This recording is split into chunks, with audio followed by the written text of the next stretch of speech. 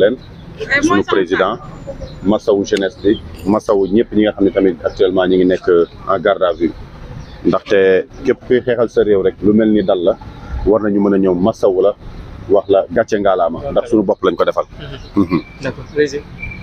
waaw est-ce que bu ma bëggee gis laaj waaw actuellement nii rek dafa xaw a métti pour ñu gis ko ndax fi mu ne nii dafa nekk ci ay soins ba pare ñu ne ñu xaar leen ba ci kanam quoi loolu la waaw. D'accord mais suñu jox nañ ko suñu yóbbante. D'accord alors Sankara dañuy ñëwaat ci li nga xam ne moo xew démb ba tey mu waral lii tey. Situation boobu boo ko doon analyser lan nga ñu ci mën a wax. C'est aberrant. C'est triste. It's really sad what's going on in our country. Ouais. It's really sad. Parce que bu ñu demee ba koo xam ne ay jeunes dañu yaakaar ci moom. mbooloo mu fi drainer actuellement ki yor nguur gi sax drainer wul loolu. ay nit yaakaar ci moom. yaakaar naa ni bu ko justice woowee. waruñu koo tànnal yoon comme ni mu koy waxee. la fois passée jot nañ laale. te tey mu ñëw ne day jël yoonu boppam.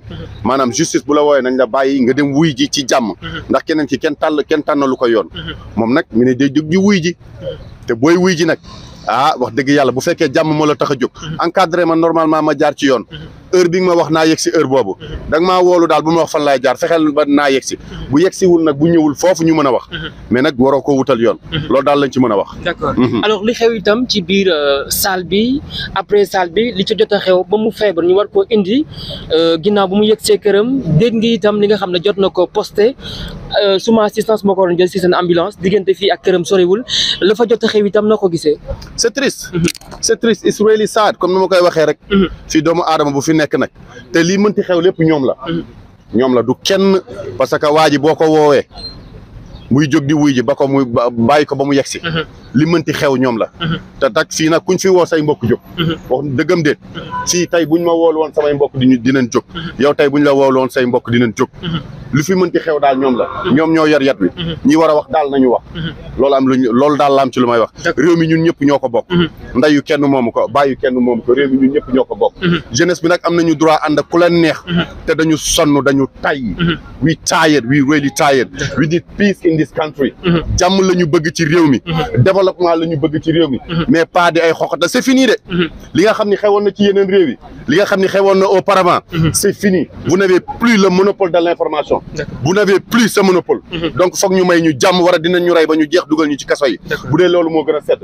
ñu ñëpp jóge si ñii jógee nañ États-Unis ñii jógee Europe ñii jógee fu nekk pour ñëw teewal suñu réew. te réew mi nag ñoo ko moom.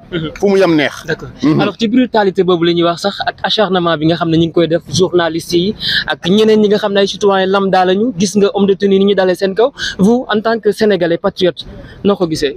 métti na. parce que yéen seen i liggéey ngeen ñi def. ñun suñu liggéey la ñuy def. métti na lool mais nag kaa ma wax la dara de.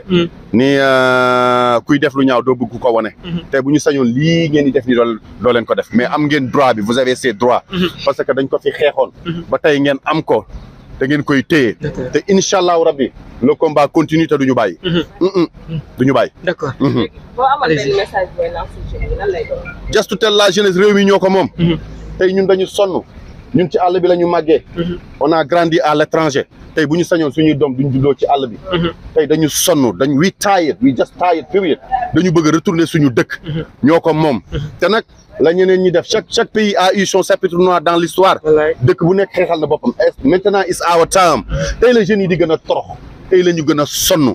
léegi nag deewatuñu ci géej gi dematuñu aux États-Unis fii la ñuy toog bu fekkee ne nag rey seeni jeunesse moo leen gënal. ndaxte tey jeunesse bu fi am tey jeunesse bi nekk biir Sénégal ku ko am da nga koy ndamoo. ñoom tamit ñu am jeunesse bu mel nii. amuñu dara lu leen di jiiñ lu dul ay terrorisme di leen sàkkal pexe. kon baax na mais daal fu mu yem neex. D'accord waaw. ci wàllu jeunesse bi itam ki nga xam ne moom moo ñu jiite ministre de la jeunesse Pape Malick Ndour loo ñu mën a wax ci moom. dañ ko fal. ñun ki ñu sànni loon suñuy carte 2011. rayante ba teg ko fi ñun kooku la ñuy waxal. am na ñoo xam ne duñ ci kooku mooy jël décision yi ñun kooku la ñuy waxal. mais am na ñoo xam ne moom wax dëgg yàlla jarul wax. am na ñoo xam ne jarul yàq sax sa kii ci ñoom. ils ne font pas le poids. am na ñoo xam ne ils ne font pas le poids. faut pas que ñu leen di tudd. d'accord wàllu substance bi nga xam ne itam ñu ngi koy wax naan dañ ko sànni wala def ki nga xam ne mooy président Ousmane Sonko ba ñenn ci patriotes yi jóg naan lu ko mën di dal président Macky Sall la alors vous. ñoom la. tous les moyens sont boo leen ko bàyyi woon daal mu wujji ci jàmm. dina ñibbi si jàmm mais tous les moyens sont bons pour ñu faagaal bu ñu la mënee posone.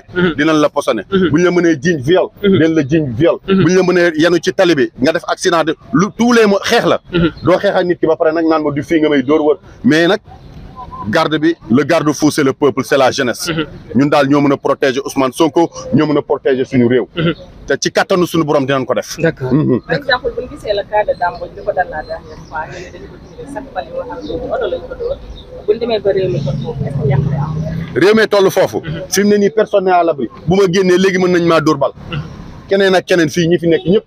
fi mu ne nii personne n'est à l'abri. on se demande est-ce que Sénégal la ñu nekk itam. àdduna moo toll foofu. ndax ku toog ci télé def émission génn ñu nar laa rey itam loolu c'est à. àdduna moo toll foofu. faut pas ñu fi nekk di jouer émotion. mënoo di xeex ak nit ki état ku ko lijjanti mu lijjanti la. mënoo di xeex ak nit ki di ko dóor fii mi ne nga naan fii la may dóor ak non xeex la bu ñu la mënee rey dañ lay rey. loolu rek la te ñoom loolu lañ fi nekke mais nag c'est triste bu ñu demee ba un état di faagaagal ay doomu réewam. c'est triste. c'est triste. taxawaayu ndaw yi la war a doon. jàmmaarloo. amuñu dara pacifiquement. jàmmaarloo rek. pacifiquement nee naa leen jàmmaarloo pacifiquement. d'accord yesaay.